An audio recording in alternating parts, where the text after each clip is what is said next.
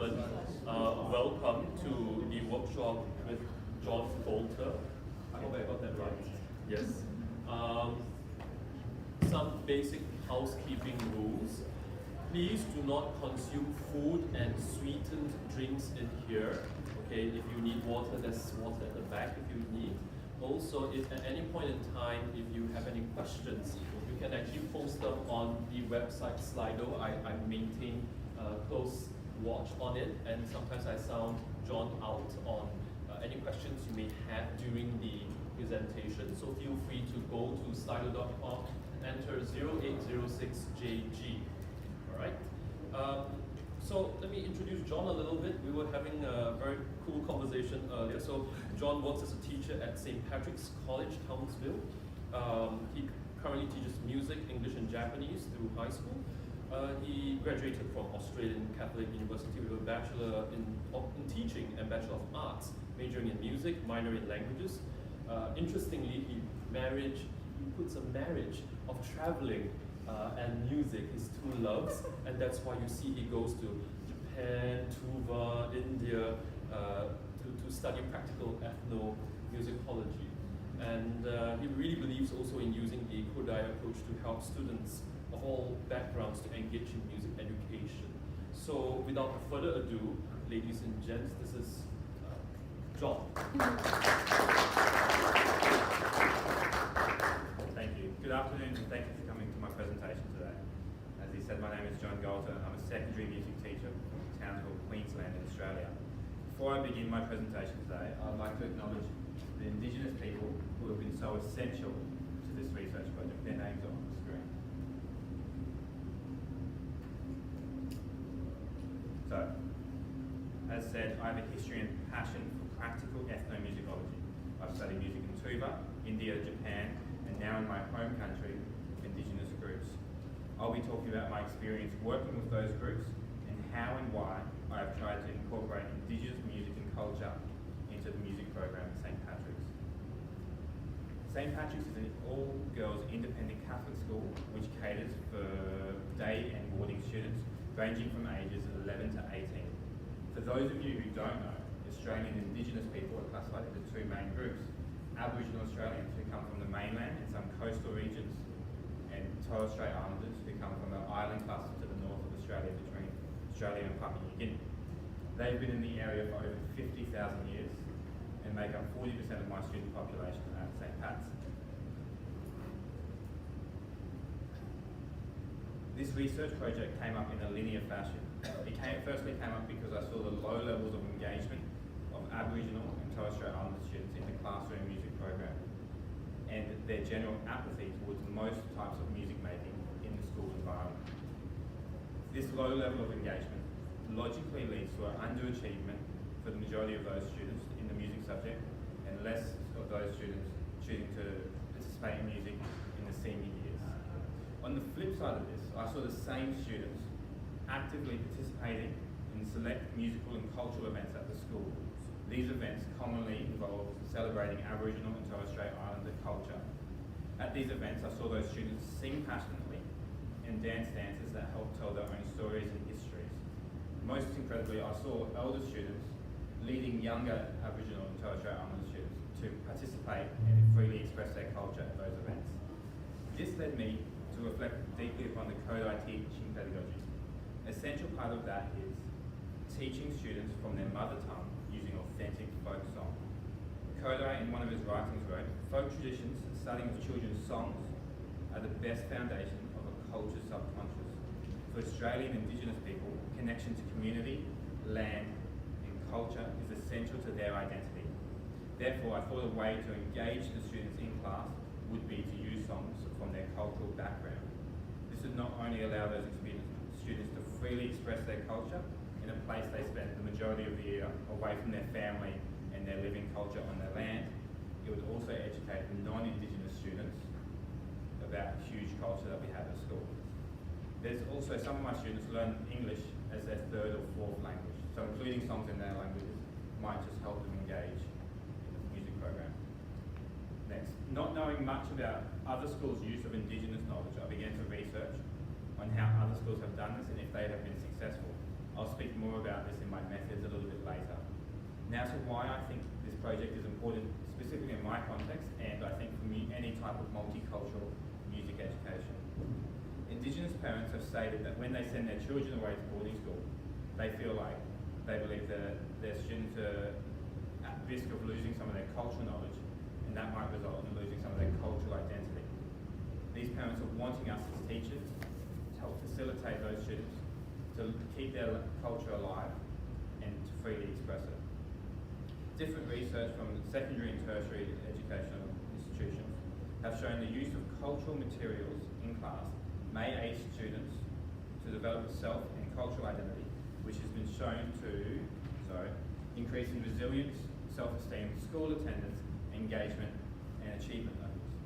Lastly, and most importantly for Australia, between 1910 and 1970, many Aboriginal and Torres Strait Islander children were removed from their homes due to government policy. This led to a tragic loss of family, culture, and language. I have students who have personally been affected by this. My student's mother was taken from her family. That student's mother never learned her language or any of her cultural practices, and therefore can't pass that on to my student. When we spoke about this, my student's very sad at this. So, research from Finland, Macedonia, and Australia have shown that using music, especially songs in Indigenous language, may help in language and cultural revitalisation, which in turn may help in reconciliation between Indigenous and non-Indigenous groups. I'll skip one. So, the aim and focus of the service learning project is to help engage Aboriginal and Torres Strait Islander students in the classroom music program through the use of culturally relevant curriculum. I have used a combination of participatory action research and critical service learning to help guide my interactions with these community groups. This is a preliminary report which will outline what has been done so far and reflect on this. Methods.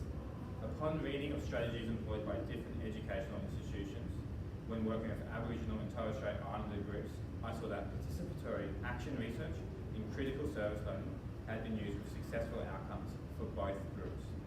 The participatory action research cycle creates change through action and consists of a look, think, act cycle. Critical service learning adds to this cycle by ensuring that communities that you are working with help guide the research and that their community identified needs are met. In my context, the community identified need was the desire for students to be able to freely express their own culture while learning more about the land and the traditional owners of that land where they attend school. In this case, the Wulgarukuba and Bindal people in Townsville. I will now outline what I did during the look, think, act parts of this cycle. First up was look. I saw the majority of Indigenous students lacking in their engagement in the music education program, but those same students showed the ability to independently organise themselves to perform their own cultural materials. This led to reading and research on culturally relevant curriculum. Culturally relevant curriculum involves using aspects of student-specific culture to help them engage in classroom learning. This started with Ladson Billings back in 1990 with the initial literature, and that literature has continued to grow into the 21st century with teachers using language, art, music to help engage students in their classrooms. Some results of culturally relevant curriculum in classrooms have shown that students who can culturally relate to the content learn more and engage with that more from that content. Indigenous educational researchers from Australia encourage teachers to use Indigenous culture in the classroom to show Indigenous students in a positive light. Chris Sauer puts this as, it's good to do well in the classroom and be Indigenous at the same time. Or in other words, being Indigenous can be linked to performing well in the classroom. This may help students develop their own identity and through connection to culture, which may lead to an increase in resilience and achievement levels. Next, to further my knowledge regarding Indigenous culture, I looked at the different community groups in Townsville and started to attempt to build positive relationships with them. I have currently contacted the local Indigenous ministry, Aboriginal and Torres Strait Islander dance groups, well-known elders who lead music and culture in the community, and cultural leaders at different churches. At each of these meetings, initial meetings, they've expressed the desire to work together, but they have made it explicit that I, as a non-Indigenous person, must work with them a lot to help build the trust before we can share any sort of cultural materials. To help build that trust, I engaged in musical and non-musical activities.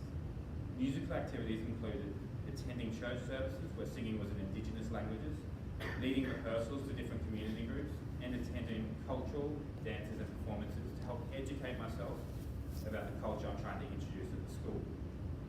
The non-musical activities included attending culturally significant functions, such as the Coming of Light event celebrated by the Torres Strait Islander people, attending lunches with elders, and helping to clean up churches in preparation for NAIDOC Mass.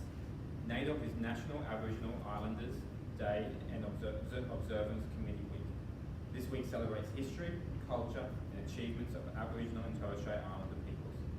These musical and non-musical activities have been essential to start building trust between myself and those groups, which, as they said, is essential when we're talking about any sharing of culture.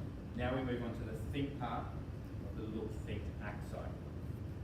Initially, I started to take the songs from my Indigenous songs from my own personal collections and song file and arrange them pedagogically to suit the scope and sequence at St. Patrick's College.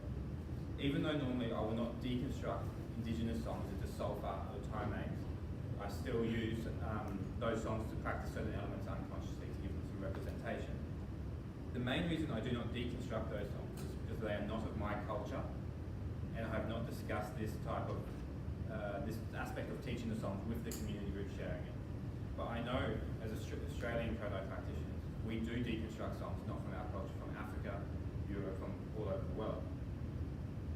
I've still not come to a conclusive decision, if given permission by the elders, to deconstruct the songs as a teaching. I'd love to hear your thoughts on that at the end of the discussion. Next, I use the improved relationship to invite the elders and community groups into the school to come and watch and participate at significant school events. School events included award nights and major assemblies celebrating student achievement. Indigenous events at the school included NAIDOC Week, National Sorry Day, and various Aboriginal and Torres Strait Islander celebration and remembrance days.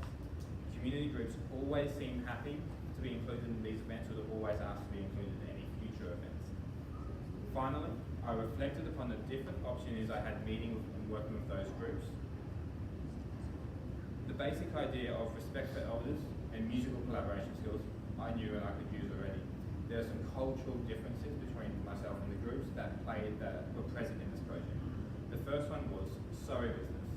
Sorry business is the standard mourning and funeral process of different Aboriginal and Torres Strait Islander communities. When someone dies, most activities in the community are put on hold for up to some months, up to many years. This is different for every different group. They might do it differently depending on the person.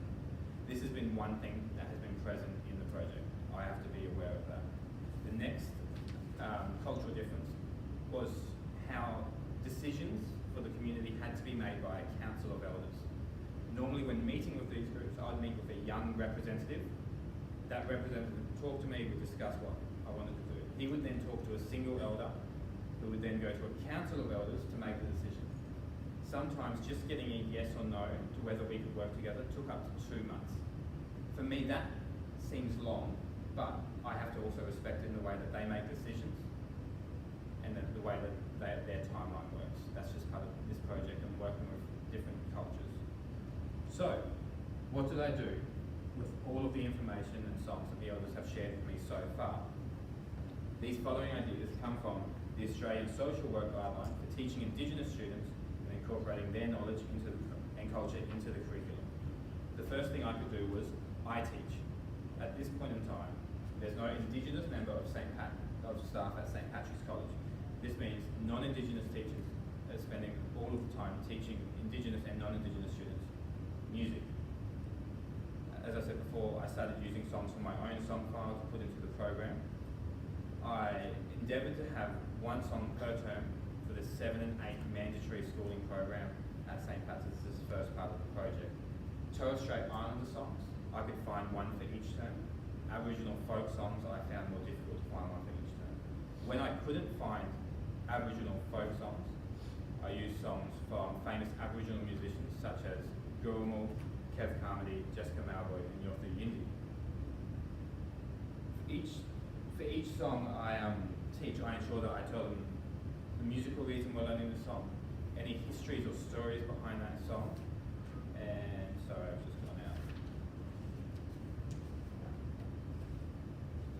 And why we should learn Indigenous repertoire in our context. Some non-Indigenous students put their hands up and go, this doesn't represent my background, why should I learn it in a different language? I reply to them, Indigenous cultures have been in this land much longer than Western culture. They were here for many years before we came. We are now living together. It's important that we learn bits from each culture so we can learn to live together peacefully. They teach. As well as working with community groups to upskill myself and learn songs, I invited those community groups to come into the school to teach the students their songs directly. This resulted in a huge attendance from Aboriginal and Torres Strait Islander students. I think mainly because the students wanted to spend time with people in community groups who look like them and represent their Indigenous Australia. The students who participated in these meetings behaved perfectly and were joyous to work with the groups. They would always ask them to come back soon. The last one is students teach. I wanted to start to facilitate students who have their own cultural knowledge, especially senior students, to come into the school, to work in the school and teach the other students.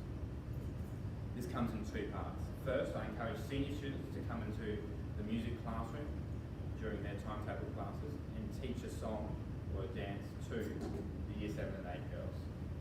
I think this is more realistic than waiting for an Indigenous member of staff to come and be hired and also teach music. And it's also more consistent than asking community groups to give up their time, makes time in their schedule to fit into our schedule, which is the school timetable quite rigid.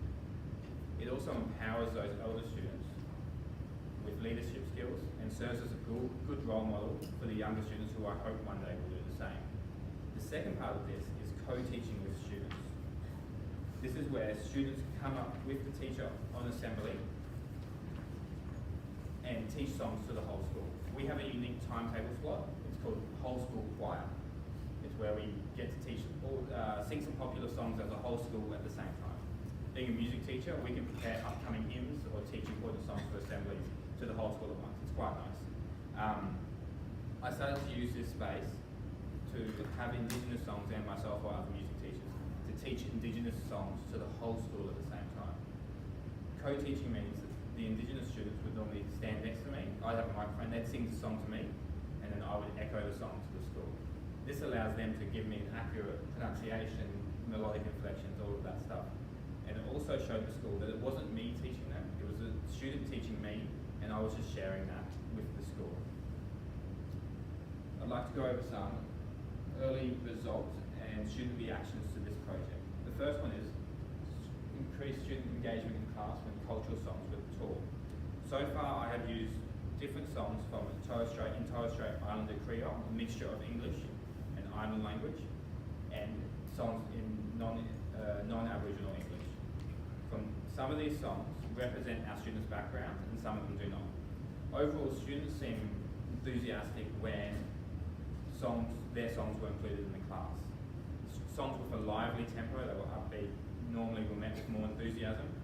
It is to be noted that Aboriginal students were not always enthusiastic when Torres Strait Islander songs were taught, and vice versa.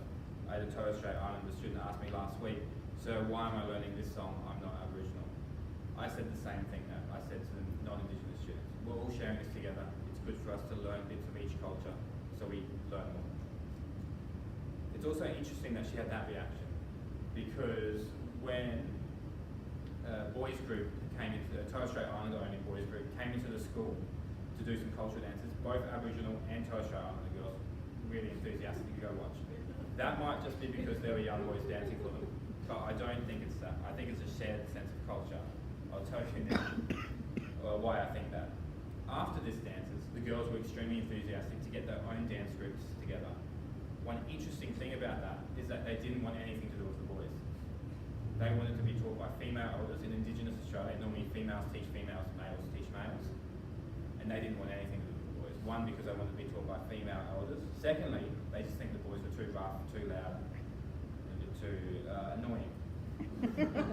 I think that's what they said. Students have started to share some of their own music with the teachers.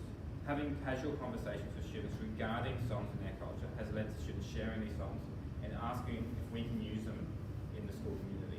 This has led to the co-teaching strategy of us working out a song together, the students singing it to me on assembly and us sharing it with the school. That's been an early goal of this project, is to incorporate Aboriginal and Torres Strait Islander culture more visibly to the whole school.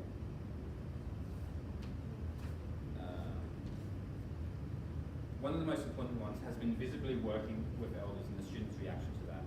Often in order to rehearse, elders would come into the school, being a boarding school, the boarders who are mainly Aboriginal and Torres Strait Islander would see this. They would ask questions, why are you meeting with them? They were very protective of that, why are you meeting with them?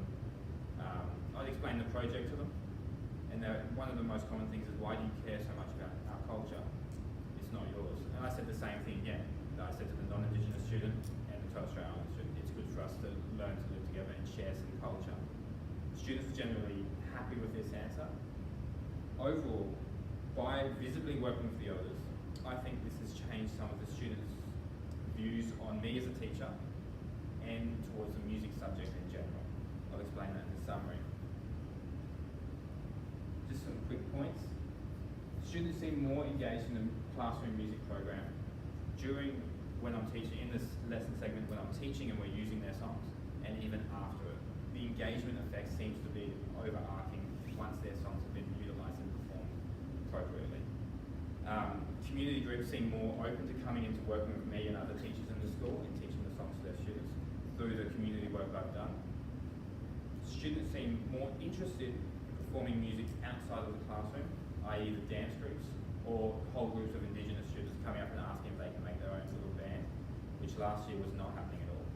So for me, that's a win. Lastly, I think the positive reaction and change in attitudes towards teachers and the music subject in our school.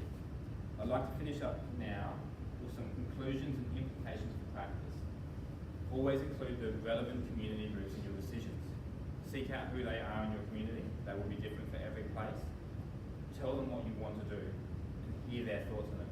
These are the people who facilitate this knowledge, and you must work with them. In my situation, I've been working with tech groups in Townsville. My next step is to work with the groups where my students come from. For me, that's more than a 4-hour drive sometimes, or a chartered flight to the middle of the Torres Strait. So, always be patient when working with elders and community groups. As said before, there are some significant cultural differences, mainly with sorry business and different ways that they communicate and make decisions in their own groups. Be aware if they are present, and be understanding. They will get back to you, and they do. If they have said they want to work with you, they were just making up. They're just doing things in their own way. Always ask permission before using cultural materials. There may be specific songs only to be sung at certain occasions, or to be sung by or taught to certain people only at certain times in their lives. Furthermore, singing songs from different Indigenous cultures may elicit different emotions coming out from students. It is essential to be sensitive and aware of your student reactions to different songs presented in class. Understand you might not be able to teach some of the songs. This is particularly relevant for me. Before I said females teach females, males teach males. I'm a male teacher, teaching all girls at an all-girls school, working primarily with female community groups. I'm therefore limited to how much I can directly teach from what I learn. But it doesn't hinder me in facilitating female community groups coming to the school and working, my female music teachers going out to the community and working, or me and the other male music teacher going out to the community and work with the male groups so we can learn more about the culture we want to introduce. The last one, always explain where you're receiving the cultural materials from and why you're using them in the classroom.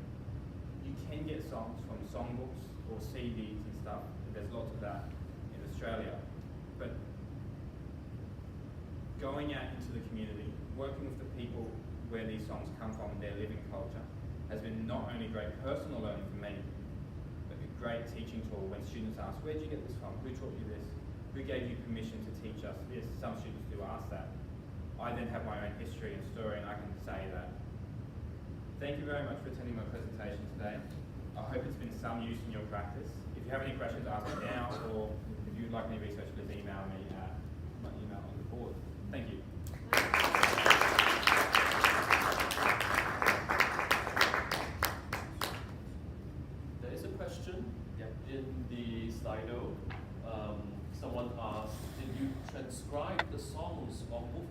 your curriculum?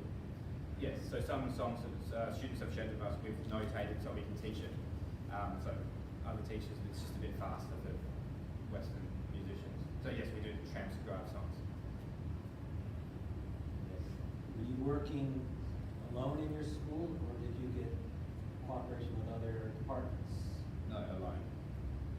I've got some music teachers who came on this year who I tell them what I'm up to, and Do you envision that this would be more effective with your history department involved? oh yeah, very much so. I'm running a presentation when I get back from here from school, so hopefully they get on board with that. Any other questions?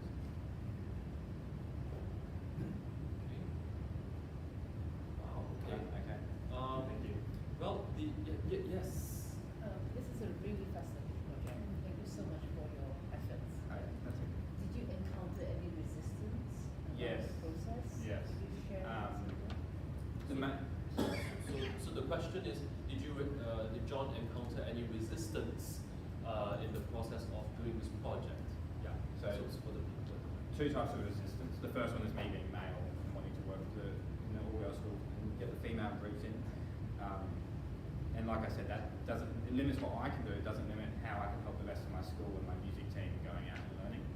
The second resistance was I called a dance group during there was sorry business going on, and they didn't want to talk to anyone. And I didn't know that, and I had to wait a while, and I ended up speaking to someone else who introduced me personally, and then that situation was resolved.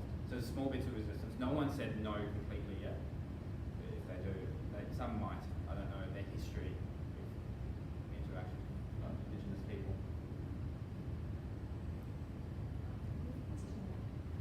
Hello. Is there any research or work done compiling or Sorry. compiling or sort of compiling these songs, or it refers to particular? There's some small songbooks, but none that I know of it open to general public.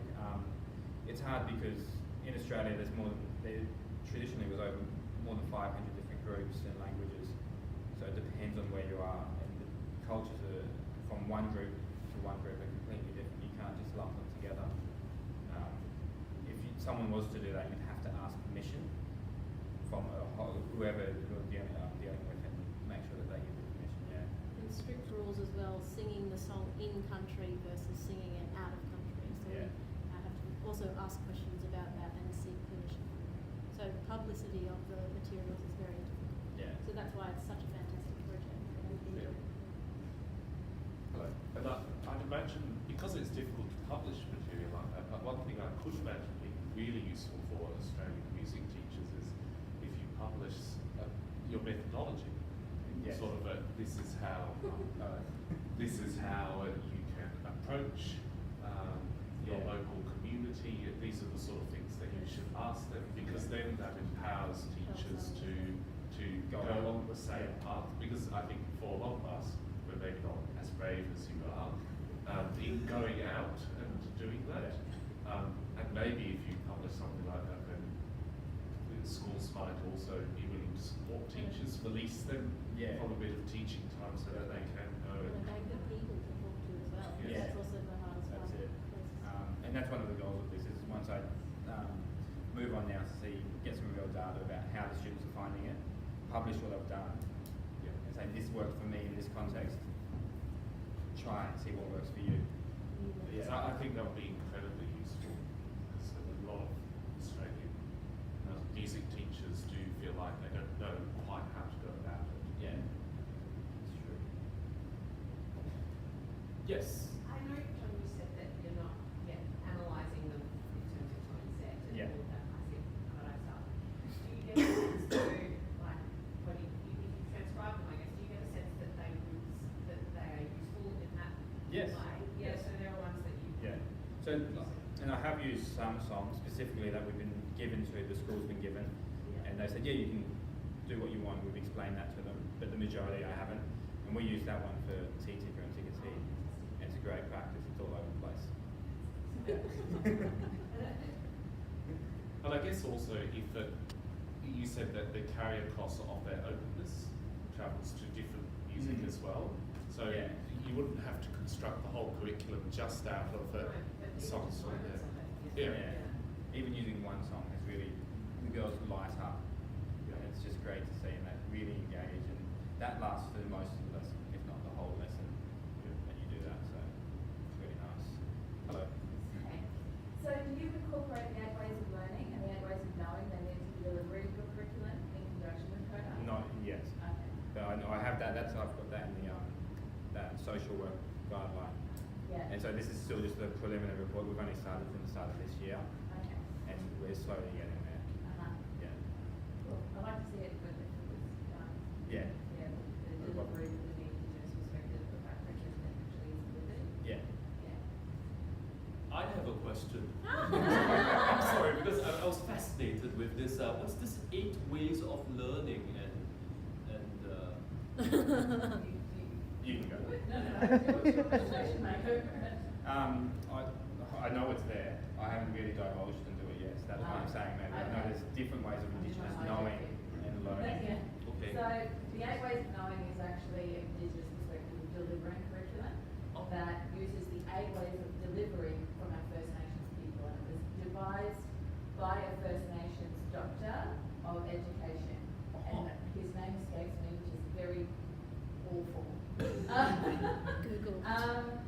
And it's been really good, but there are different ways, like Gardner's theory of multiple education. intelligences? Yeah, Okay. and how you can deliver all of your curriculum, including Kodai, from an Indigenous Perspective. perspective, which Uh-huh. has a way of connecting to community, connecting to culture, connecting to songlines and landlines, and connecting to all different sorts of ways.